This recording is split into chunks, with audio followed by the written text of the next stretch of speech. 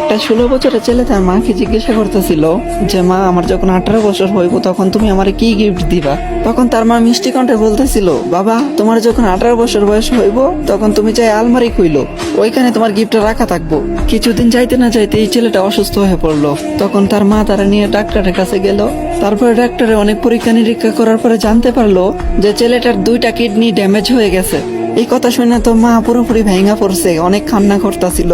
তারপরে এমনি এমনি 2 বছর কাইটা গেল। 2 বছর পরে যখন ছেলেটা পুরোপুরি ভাবে সুস্থ হয়েছে তখন বাড়িতে যখন ফিরে আসলো তখন ছেলেটা জানতে পারলো যে তার মা আর বেঁচে নাই। তার মা তারা চাইরা অনেক আগে চলে গেছে। তখন ছেলেটা অনেক কান্না করতেছিল, আর কান্না করতে করতে তখন মনে পড়লো যে আলমারির কথা।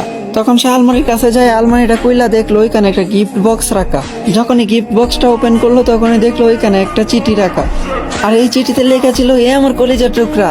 আরে ওই আমার কলিজার টুকরা, তুমি যখন অসুস্থ হয়েছিলা তখন আমি তোমার ডাক্তারের কাছে নিয়ে গেছিলাম। তখন ডাক্তারে বলতেছিল যে তোমার নাকি 2টা কিডনি ড্যামেজ হয়ে গেছিল, তুমি নাকি আর বেশি দিন দুনিয়ার আলো দেখতে পারবা না। তখন আমি এই সিদ্ধান্তটা নিছি যে আমার 2টা কিডনি আমি তোমার দিয়ে দিমু। হাই, এখন ভাবা যায় মা তো মাই হয়, তাই না? হে আমার কলিজার টুকরা, তোমার কি মনে আছে যে তুমি বলছিলা তোমার 18 বছর হইলে আমি তোমার কি গিফট করবো? হে আমার কলিজার টুকরা, হে আমার শেহজাদা, আজকে তোমারে আমি আমার 2টা কিডনি দিয়ে যেতেছি। সবসময় নিজে যত্ন করো, সাবধানে থাইকো।